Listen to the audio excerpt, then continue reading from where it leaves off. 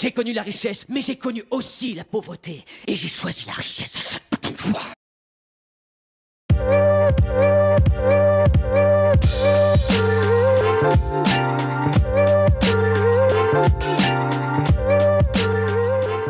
Et bonjour à tous, bienvenue sur la chaîne de l'Examen Crypto. Nous sommes le jeudi 22 août 2024, il est 8h20. On va faire un point sur la situation du Bitcoin. On va regarder les news et on va regarder bien sûr les altcoins. Allez, installez-vous confortablement.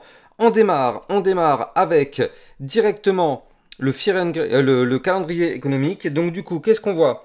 On voit qu'aujourd'hui, on va avoir les inscriptions hebdo au chômage à 14h30. On va avoir le PMI manufacturier d'août, le PMI service et les ventes de logements existants. Donc effectivement très intéressant. Et on aura effectivement demain un discours de Jérôme Powell, président de la Fed. Hier à 20h, on a eu les minutes de la Fed. Je vais revenir un peu plus tard justement sur ce qui a été dit pendant cette réunion.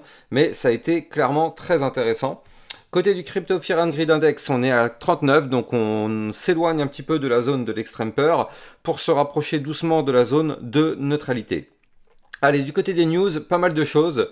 Du côté du Brésil, on en est maintenant au deuxième ETF Spot Solana qui a été approuvé. Donc il sera introduit par le gestionnaire d'actifs brésilien HDEX en collaboration avec BTG Pactual, une banque d'investissement locale. Donc effectivement, c'est intéressant, on en est déjà au deuxième. On sait qu'aux USA, ils n'ont pas réussi à approuver la première demande de Van Eck et de 21 Shares. Donc c'est intéressant en tout cas du côté du Brésil. Hier, du côté du club LexaRocket, on a vu la crypto Ondo. On a fait le point sur la situation. On a le prix du Bitcoin qui entrerait dans sa phase finale avant la poursuite de la hausse. C'est ce que Axel Adler, un analyste de CryptoQuant, a l'air de dire. Le Bitcoin aurait maintenant la demande soutenue pour sortir de sa fourchette de consolidation de plusieurs mois selon lui. Alors justement, on va regarder juste après si c'est réalisable ou pas. Michael Saylor qui affirme qu'une réglementation équitable et une compatibilité transparente et la permission pour les grandes banques de détenir du BTC pourraient multiplier la valeur du Bitcoin par 100. Ça me paraît un peu gros quand même. Dites-moi ce que vous en pensez, ça me paraît un peu gros, mais bon. Why not? On croise les doigts, en tout cas on demande que ça, même si ça paraît quand même plutôt gros. Un programme de certification Bitcoin est lancé par le Salvador pour former 80 000 fonctionnaires aux politiques publiques et à la gestion stratégique liée au Bitcoin. Donc, Salvador clairement en avance sur ce domaine-là. On a du côté de Tether qui prévoit de lancer un stablecoin indexé sur le dirham des Émirats Arabes Unis. Selon Tether, le stablecoin fournira aux utilisateurs un moyen plus rentable et plus transparent d'accéder à la monnaie et à une couverture contre les fluctuations monétaires. Du côté du club LexaRocket, on avait fait aussi une autre vidéo concernant la crypto NIR Protocol. Très intéressante cette crypto de par sa configuration. D'ailleurs, je rappelle que pour rejoindre le club LexaRocket, vous avez le lien en description de cette vidéo. Ça vous permet de recevoir encore plus de vidéos que ce que vous pouvez avoir sur YouTube. Intéressant, donc comme je vous le disais, on a eu hier la Fed, en fait, les minutes de la Fed, justement le compte-rendu de la réunion du FOMC. Et donc dans cette réunion, on a appris pas mal de choses, et donc notamment le fait que selon la Fed, en fait, une réduction des taux d'intérêt en septembre était jugée appropriée par une large majorité des membres. Donc c'est très intéressant parce que vous le savez, depuis 2020, il n'y a pas eu la moindre baisse des taux du côté des taux d'intérêt aux États-Unis. Et donc là, effectivement, on est en train de parler d'une baisse des taux, potentiellement au mois de septembre, mais en réalité, pas forcément que d'une baisse des taux. On est même en train de parler de 3 baisses des taux pour arriver à un total de moins 0,75%. Donc on va voir si au final, ça se valide ou pas. Mais bon, en tout cas, c'est vrai que ça a été très intéressant et d'ailleurs très bien perçu par le prix du Bitcoin qui a pas mal pump. On va regarder ça juste après. Du côté justement des crypto-pépites, on a eu la crypto AAVE qui avait été donnée dans le club LexaRocket il y a quelques jours. Elle avait été donnée le 19 août. Et donc là, 2 jours après, elle nous pousse un plus 27%. Donc ça, c'était clairement du caviar. La Cryptomatic, c'est exactement pareil. Elle avait aussi été donnée le 19 août. Et derrière, elle nous pousse un plus 22%. Donc là aussi, du caviar. N'hésitez pas à rejoindre le club LexaRocket pour recevoir tout ce type de crypto.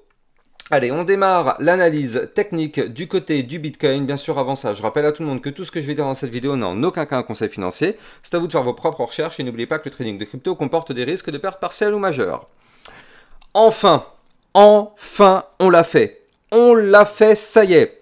On a fait une réintégration du range par le bas du côté du Bitcoin. Vous le voyez ici, ça fait maintenant plusieurs jours qu'on essayait de réintégrer la zone des 60 777 $ sans succès. Et là, ça y est, on a enfin réussi. Vous le voyez, hier, on a fait une clôture jour à l'intérieur de ce range. Souvenez-vous, cette grosse boîte violette qui est là, justement, c'est le fameux range dont parlait tout à l'heure l'analyste de CryptoQuant. En fait, quand on le voit ici, effectivement, on a un range dans lequel on était rentré au mois de mars. Donc, ça fait maintenant très longtemps. Et donc, c'est ce range-là qui est en fait une grosse zone de consolidation qu'on avait malheureusement breaké par le bas ici le 3 août. Et bien là, ça y est, vous le voyez, on a enfin réintégré ce range. Alors, qu'est-ce qui se passe? Ça ne pump jamais to the moon et c'est tout à fait normal, hein. Je rappelle que dans le trading, il y a des bases à respecter. Donc là, justement, qu'est-ce qui se passe après la réintégration? Eh bien, instantanément, on fait quoi? On fait le pullback. D'ailleurs, je vous laisse apprécier la précision. Regardez ça, le pullback qui revient retester au millimètre près le bas du range qu'on a réintégré, donc les fameux 60 777. On est en train actuellement de les retester. C'est exactement ça le but d'un pullback. On revient retester le niveau clé qu'on a breaké. Donc là, comme vous pouvez le voir, on est actuellement posé, non pas n'importe où, hein, mais pile poil au millimètre près sur ce fameux bas du range. Donc là, la question, c'est que maintenant, il faut impérativement que ce bas du range tienne. Comme ça, on aura fait la cassure pour réintégrer, le pullback qui tient. Et après, il n'y aura plus qu'à tenter de breaker le dernier point haut, donc à 61 179 $ pour pourquoi pas déclencher un mouvement haussier. Donc on n'est pas encore tiré d'affaire, on n'est pas encore à l'abri d'avoir une nouvelle chute si jamais malheureusement on clôture sous le range. Mais en tout cas, disons que dans les étapes pour aller chercher des points plus hauts, s'il en fallait 3, là on vient quand même d'en valider 2. Enfin, d'en valider une, puis on est en train de faire la deuxième, donc de toute façon on est en vue jour, donc il faut impérativement attendre la clôture jour pour voir si on clôture à l'intérieur ou en dessous du range. Si on clôture à l'intérieur, ce serait bon signe. Si on clôture en dessous, malheureusement, vous l'avez compris, on risque de nouveau d'avoir le même scénario qu'on a connu pendant toute cette dizaine de jours pour essayer de breaker encore une fois sans succès.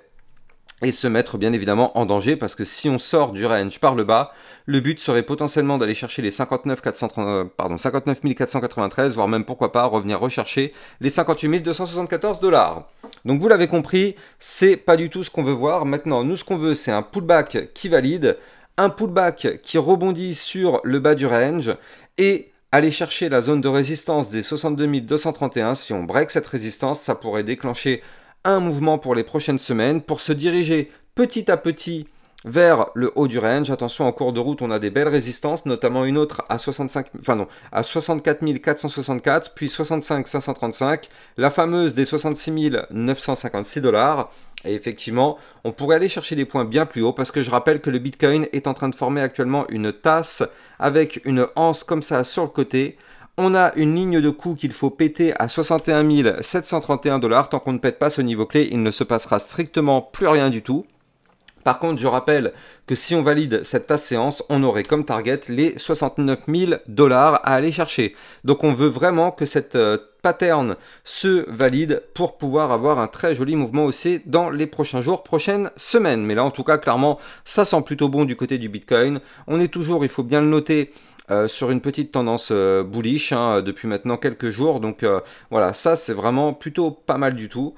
On va voir si on arrive à poursuivre tout ça. On jette un petit coup d'œil quand même du côté du RSI. Le RSI hebdomadaire, on est à 51, donc clairement une toute petite zone de surachat, mais rien du tout. Hein. On est clairement juste à 1% au-dessus de la neutralité, donc c'est que dalle. Par contre, du côté du momentum MACD, soyons extrêmement prudents. Le momentum est toujours contrôlé par les bears, malheureusement.